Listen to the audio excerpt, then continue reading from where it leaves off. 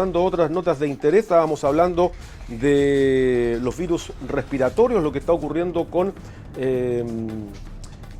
los casos de influenza, tanto aquí en la región como en el país. Vamos a conversar ahora con el doctor Ignacio de la Torre, presidente del Colegio Médico. Doctor, ¿cómo está? Bienvenido, buenas tardes.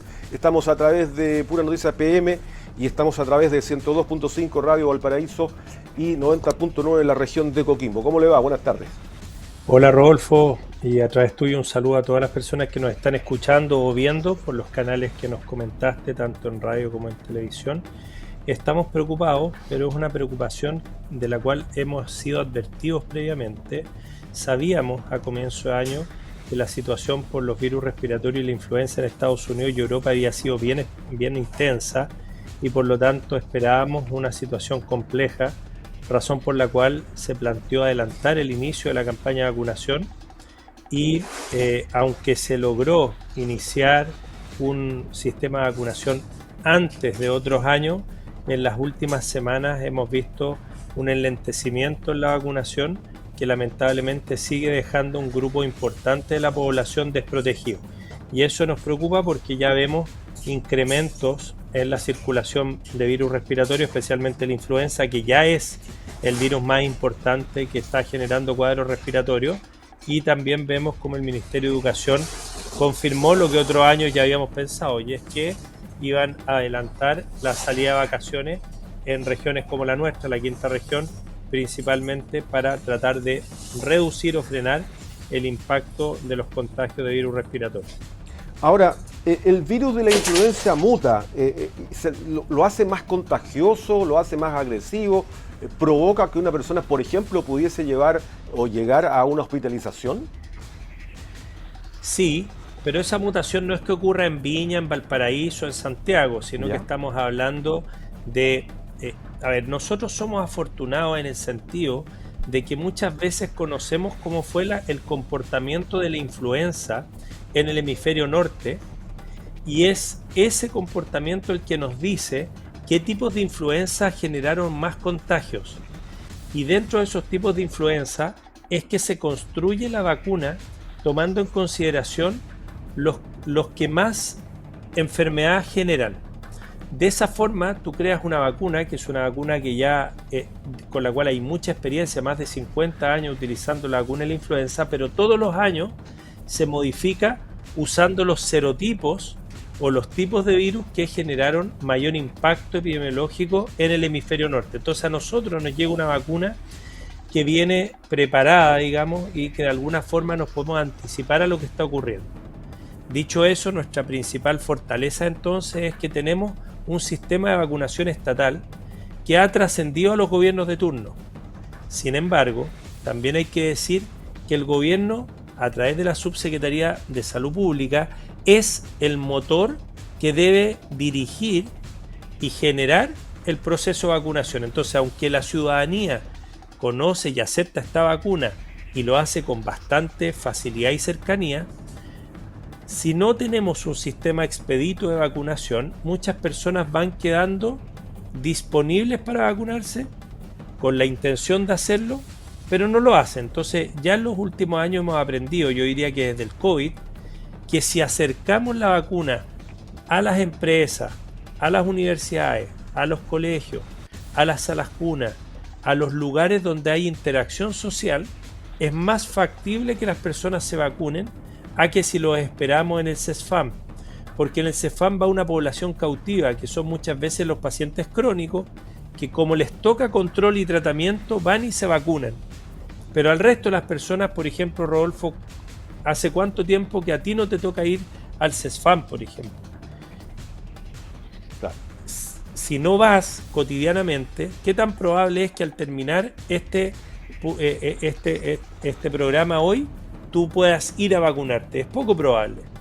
Pero imaginemos que entonces en el mall, a la salida de la estación de metro, en el cine, en lugares donde hay alta afluencia pública, las ferias libres, tenemos un stand de vacunación. Esa es una forma de llegar, pero hay que reconocer que para que esa forma funcione, la Seremi no cuenta con muchas personas que puedan administrar las vacunas, porque la Seremi no tiene personal normalmente que realice estas labores, sino que tiene que articularse con la red de salud. Entonces finalmente son tareas que las asumen los CESFAM, y cuando quieres hacer un dispositivo de vacunación extramural, o sea, fuera de un CESFAM o fuera de un centro de salud, tienes que contactar personal adicional o contactar personal de los CESFAM y generar, ¿no es cierto?, cobertura. Entonces, claramente los recortes del presupuesto de salud, que también repercutieron sobre la Subsecretaría de Salud Pública, también tienen un impacto, y ese impacto, entre otras cosas, significa que no puedes contratar por la vía de honorario equipos de salud que vayan a generar más puntos de vacunación. Y ese es un detalle que yo creo que vale la pena entender, que ahí es donde no nos conviene ahorrar, porque claramente la vacunación como estrategia de salud pública es mucho más adecuada que tratar a las personas que se contagian de influenza. Doctor, ¿qué está pasando con las camas críticas hoy? ¿Hay alguna evaluación, algún número? ¿En qué porcentaje de ocupación? Mira, de acuerdo a las informaciones que hemos tenido, las camas críticas en la región casi todo el año están sobre el 90% de ocupación. Para que te hagas una idea, porque después de que fue el COVID y que estuvimos una expansión de prácticamente 3 a 4 veces el número de camas críticas, después volvimos a un número mayor que el que teníamos antes del COVID, pero menor que los estándares internacionales y nacionales en la región. Por lo tanto, mensaje número 1, faltan camas críticas. Pero lógicamente ese número se hace más exigido cuando tú empiezas a tener más consultas y más hospitalizaciones graves. Y en las últimas semanas efectivamente hemos visto y hemos tenido reportes, creo que ustedes también han cubierto algunas noticias de aumento en los tiempos de espera de pacientes que, estando en las unidades de emergencia, necesitan gestionar un cupo para entrar precisamente a una cama crítica. Y eso es lo que está precisamente empezando a dar cuenta la situación epidemiológica en la que estamos ahora, donde hay una mayor exigencia para la red de salud, precisamente porque falta este recurso. Doctor, una persona que tuvo, bueno, muchos tuvimos COVID-19, ¿cierto? Tener influenza nos produce que sea más grave, por ejemplo, que sea un trastorno más grave. O sea, lo que pasa es que todas las personas que tienen un cuadro infeccioso, de que no les sea leve, y por ejemplo una persona que experimente una neumonía por influenza y que eventualmente pueda requerir, por ejemplo, ventilación mecánica, esa persona tiene una crisis en su sistema inmunitario. Y esa merma altera todos tus sistemas vitales. Si eso ocurre y tú, por ejemplo, tienes una patología cardíaca, renal, te puedes descompensar y eventualmente puedes fallecer. Por eso uno de los grupos de riesgo son las personas con patologías crónicas, las personas mayores de 60, 65, 70 años, tienen mayor mortalidad. Y también los menores de un año. Dicho eso, después de un cuadro de este tipo, tú puedes quedar en una condición inmunológica que te haga más susceptible de tener otras infecciones respiratorias. Y a veces se producen infecciones respiratorias que mezclan varios virus, y a veces después de una infección respiratoria por un virus puedes tener la infección de una bacteria. Entonces tu sistema inmune, vamos a decir que es un ejército que está para defenderte, representado por células que se llaman los glóbulos blancos, los leucocitos, y que hay de varios tipos, pero también en tu sistema circulatorio hay proteínas específicas que se llaman los anticuerpos, que circulan para tratar de potenciar tu respuesta inmunológica. Y en ese sentido, cuando tú estás afectado por una condición grave de salud, tu inmunidad puede disminuir. Entonces, ¿cuál es la clave? Que recibir una vacuna como la de la influenza permite desarrollar anticuerpos y tener una mejor respuesta inmunológica sin haber tenido la infección. Entonces, sin pasar la enfermedad, tienes defensas contra la enfermedad que te permiten prevenir formas graves e incluso mortales, en este caso de influenza.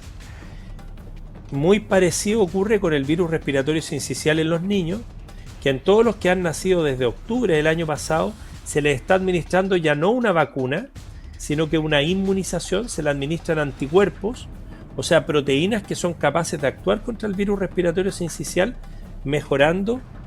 evitando la enfermedad o evitando la enfermedad grave en este caso en los lactantes, y de esa forma tú potencias su inmunidad antes de que ellos puedan desarrollar la inmunidad con sus propios sistemas inmunológicos y sin desarrollar la enfermedad que en niños pequeños puede ser mortal. Correcto. Estamos conversando con el doctor Ignacio de la Torre, el presidente del Colegio Médico de la región de Valparaíso. Después de la influenza tiene un pic, ¿cierto? Un momento de mucho contagio, después baja. ¿Hay un alza en los virus, por ejemplo, en el sincicial respiratorio? ¿Vienen otros virus durante este periodo de invierno? Mira, lo que pasa, Rodolfo, es que nosotros estamos viendo un cambio en ciertos patrones epidemiológicos. La influenza, hasta hace unos años atrás, antes del COVID principalmente, tenía un patrón marcadamente estacional y veíamos su pic en julio habitualmente. Con todos los eventos que se produjeron con el COVID, con el aislamiento que hubo, con la aparición de otros virus respiratorios que generaron también que la población tomara medidas preventivas, como el uso de mascarilla, etc., vimos un desfase en esa curva epidemiológica. Y hoy día nosotros vimos, por ejemplo, que se adelantó el año pasado la curva de la influenza. Y ese adelanto fue un adelanto significativo. Y eso, entre otras cosas, también llevó a ver lo que ocurrió en Estados Unidos, donde hubo más de 20 millones de contagios de influenza, y eso motivó a adelantar la vacunación. Entonces, ¿por qué te cuento toda esta película que ya la habíamos conversado? Porque la curva epidemiológica ya no es la curva natural que ocurría espontáneamente. Estamos viendo una curva que responde también a nuestra propia campaña de vacunación. O sea, nosotros nos tratamos de adelantar a la curva para reducir su impacto, pero si no alcanzamos la población objetivo, también se produce una modificación. Y las autoridades están planteando que hacia finales probablemente de junio es donde debiéramos tener el pic, o tal vez mediados de junio, y por eso es que en ese alto momento de pic de enfermedades respiratorias por influenza, ¿qué significa para el ciudadano a pie? Que si a usted no le ha dado influenza hasta ahora y no está vacunado, en esa época van a haber tantas personas contagiadas al mismo tiempo que va a ser más probable que usted también se contagie y sea una de ellas. Entonces, mensaje: como sabemos que el pic no ha llegado y tampoco hemos empezado a descender en la curva, si usted no se ha vacunado, está en población de riesgo, vaya al CEFAM, vaya a los dispositivos y vacúnese. Y si usted quiere vacunarse y no está en los grupos de riesgo, vaya a una farmacia, se compra la vacuna y se la va a poder administrar en centros de salud, en algunas farmacias, y usted va a estar protegiendo su salud y la de su entorno también. Cuando usted habla de proteger, doctor, a ver, finalmente la vacuna es protección, lógicamente. Uno puede contagiarse igual, pero los síntomas serán menos graves, sobre todo para la población de riesgo. 50-60% menos de mortalidad entre los que están vacunados, contrario a los que no lo están. Por lo tanto, ahí tienes una reducción significativa. Imagínate, por ejemplo, que hubiera un tratamiento que yo te digo, si tú haces esto, tienes un 60% menos de riesgo de desarrollar cáncer. Estaríamos hablando de algo que todo el mundo haría, porque reducir una enfermedad en un 60% es un impacto significativo. Y acá estamos hablando de la influenza grave, la mortalidad se reduce entre un 50 y un 60%, o sea, estamos hablando de cifras muy significativas. Por eso es que no hay discusión científica hoy día con que el uso de la vacuna de la influenza previene muertes por una enfermedad que en el 1900 y también previamente había matado mucha gente y fue conocida como la gripe española.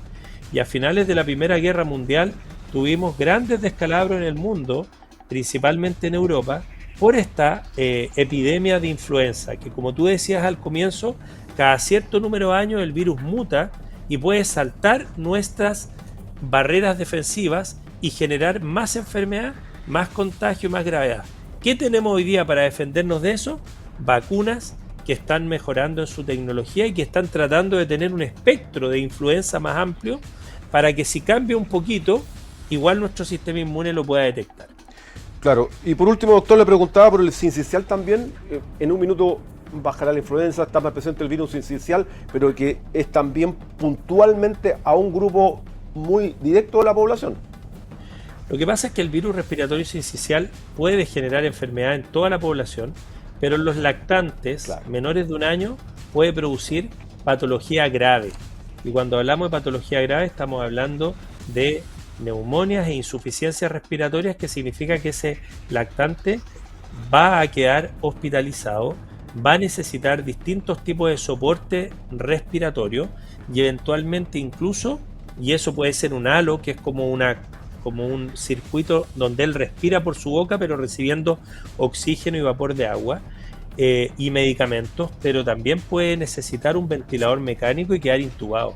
Esa es la magnitud de la gravedad. Entonces, ¿qué pasó el año pasado? No falleció ningún niño, niña ni lactante por esta enfermedad.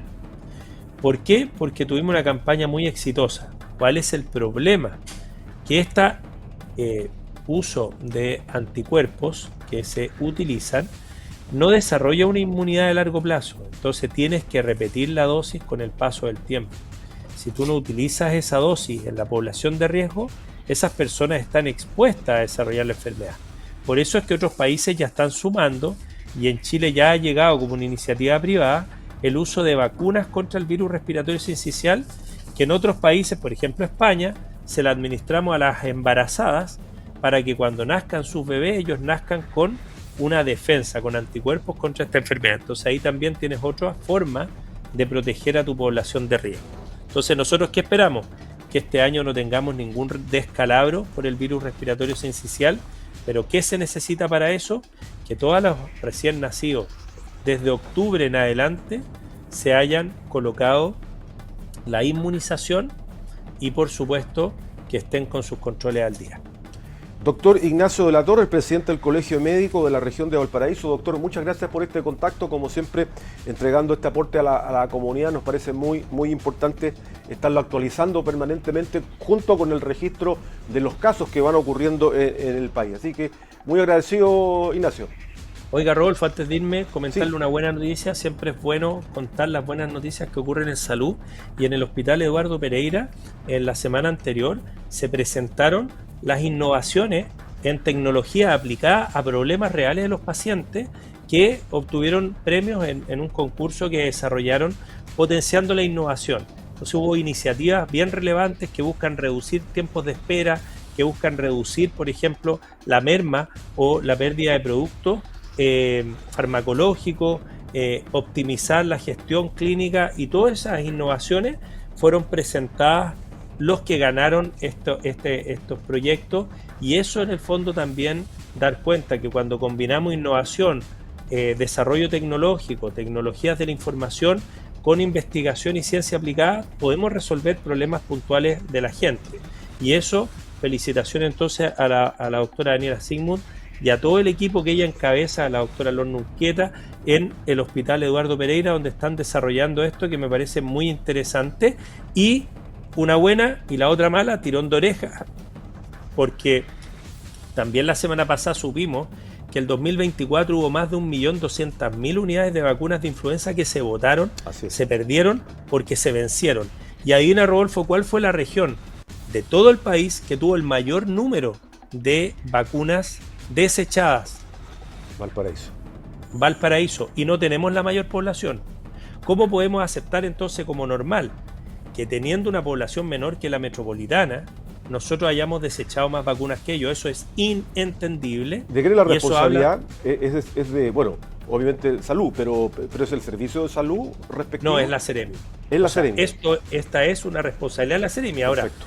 con esto no estoy diciendo que la Seremi sea la responsable. No, hay equipos encargados de inmunización, pero la justificación que dio la secretaria Albigail a este tema era que para tener vacunas para todo y a que nadie le faltara, es que tuvieron que comprar más y después se perdieron. Bueno, resulta que hay mucha gente que desea vacunarse y que hoy día no le damos la vacuna porque no están los grupos de riesgo. A esas personas les debemos una explicación cuando luego hemos votado 1.200.000 vacunas. Y segundo, cuando el Ministerio y la Subsecretaría de Salud Pública define las poblaciones de riesgo que se van a vacunar, nosotros tenemos una apreciación bastante clara de cuál es el número de personas que se necesitan vacunar. Y por lo tanto no hay mucha justificación para sobrecomprar vacunas. Por lo tanto, acá lo que yo quiero transmitir es que la explicación fue, bueno, en el gobierno anterior perdieron más. Ah, bueno, que hace 2 años se perdieron más. Oye, esa justificación no corresponde. 1.200.000 unidades de vacunas perdidas significa 1.200.000 por el valor de cada unidad de dinero que no llegó a los usuarios. Y nuestra responsabilidad como funcionarios públicos es ser eficientes, porque cuando tú pierdes recursos del Estado, estás dejando a pacientes sin atenderse, porque hay otras áreas, como lo hemos visto tanto tiempo, que no tienen recursos, y por lo tanto les encantaría poder utilizar los recursos de ese 1.200.000 unidades de vacunas que se perdieron. O sea, por lo tanto, acá lo que a mí me hubiera gustado escuchar es decir, esta cifra no es la peor, pero tenemos que mejorarla. Y vamos a seguir en la mejora continua para que nunca más en Chile tengamos 1.200.000 unidades de vacunas vencidas que se pierden. Y vamos a trabajar para superar esta meta. Y nosotros somos los responsables políticos, asumimos esa cuota de responsabilidad, pero vamos a hacer también, y tenemos el deber de generar una nueva estructura para que esto no se repita. Esa es más o menos la lógica que uno esperaría de las autoridades, no que estén mirando para atrás y diciendo, ¿sabes qué? Hace 2 años se perdieron más. Eso no le sirve al ciudadano de pie que está esperando medicamentos. Totalmente. Que el CEFAM no se los compra porque no tiene plata. Totalmente. Es un tema fundamentalmente de gestión. Eso se llama gestión. Cómo tú logras que esa vacuna llegue a la persona finalmente es el problema y la gestión que tiene que tener o la Secretaría Regional Ministerial de Salud o a quien le corresponda en este caso, ¿cierto? Doctor, muchas gracias por este contacto. Ignacio de la Torre, acompañándonos, vamos a estar conversando. Bueno, el invierno todavía queda mucho de campaña, así que tenemos que seguir informando sobre todo y orientando a nuestros televidentes y oyentes. Por supuesto, y a cada contacto voy a tratar siempre de traerte algunas de estas buenas noticias. Perfecto. Regionales que están pasando en salud, que son momentos muy especiales también, porque todos, finalmente, cuando vemos las buenas noticias y cuando vemos las cosas que pasan mal, lo que termina de ocurrir, Rodolfo, es que yo estoy poniendo a la persona en el centro. O sea, hay personas que no se vacunaron, hay vacunas que se perdieron, lo tenemos que hacer mejor. Hay una iniciativa que permite que las personas no estén pidiendo hora a las 6:30 de la mañana en un CEFAM y lo pueden hacer por el celular. ¿Cómo la replicamos? O sea, en el fondo, llevemos a las personas al centro de las preocupaciones del Estado y en este caso de la salud, y sin lugar a dudas vamos a tener mejores resultados. Muchas gracias, doctor, que esté muy bien, buenas noches. Ignacio de la Torre. Chao.